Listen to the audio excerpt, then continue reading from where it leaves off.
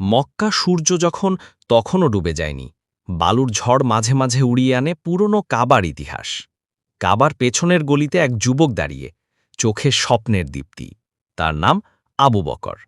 নরম স্বভাব, কোমল হাসি, কিন্তু হৃদয়ের গভীরে ছিল পাহাড় সমুদ্রিরতা।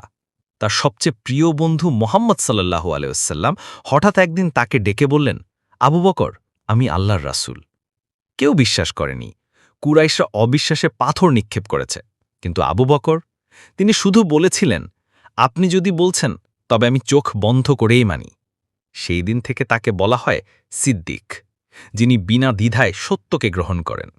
এ ছিল বিশ্বাসের শ্রেষ্ঠতম মুহূর্ত, ভালোবাসার সবচেয়ে খাঁটি রূপ। ইসলাম তখন নিষ্পেষিত, সাহাবীদের পিঠে চাবুক, গায়ে আগুন, মুখে ঘৃণা। কিন্তু আবু বকর ছিলেন আগুনের মধ্যেও শান্ত বাতাসের মতো। যখন কুরাইশরা এক কৃষ্ণবর্ণ দাস বিলালকে গরম পাথরে ফেলে নির্যাতন করছিল, তখন আবু বকর ছুটে গিয়ে বললেন, এই দাসটি আমার, আমি তাকে মুক্ত করলাম আল্লাহর নামে। তিনি ধন সম্পদ বিলিয়ে দিলেন, স্ত্রীপুত্র কিছু বলেননি, কারণ তারা জানতেন সিদ্দিক কখনো কিছু দেন না, তিনি উপহার দেন আত্মা। হিজরতের সেই রাত, মুহাম্মদ সাল্লাল্লাহু আলাইহি ওয়াসাল্লামের প্রাণ সংকট, চারিদিকে ঘাতকদের ফাঁদ। কিন্তু আবু বকর বললেন, আমি আপনার সাথে যাব। গুহা থরে যখন তিনি শুনলেন ধ্বনি, তার চোখে পানি। কিন্তু রাসূল সাল্লাল্লাহু আলাইহি ওয়াসাল্লাম বললেন, আবু বকর, ভাবো না, আল্লাহ আমাদের সাথে আছেন। সে মুহূর্তে যেন ফেরেশতারা স্বর্গের বাতাস ছড়িয়ে দিল। যুগ যুগ ধরে মানুষ জানল, সাহস মানে ভয় না পাওয়া নয়, সাহস মানে ভয় থাকা সত্ত্বেও পাশে দাঁড়িয়ে থাকা। রাসূল সাল্লাল্লাহু আলাইহি ওয়াসাল্লাম ইন্তেকাল করলেন।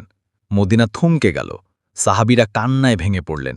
কিন্তু আবু বকর মিম্বারে দাঁড়িয়ে বললেন, যে মোহাম্মদকে ভালোবাসত, জেনে রাখো তিনি মারা গেছেন, আর যে আল্লাহকে ভালোবাসে তিনি চিরন্তন।